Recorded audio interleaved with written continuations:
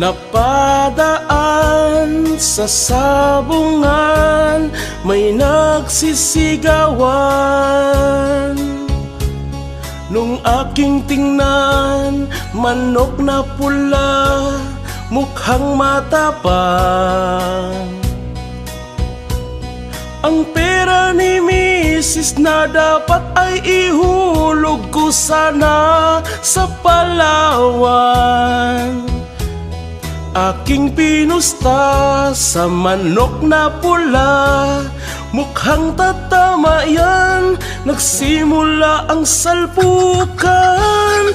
Manok na pula, biglang tinamaan, nagaywang-gaywang. Sa isang iglap lang ako'y kinabahan.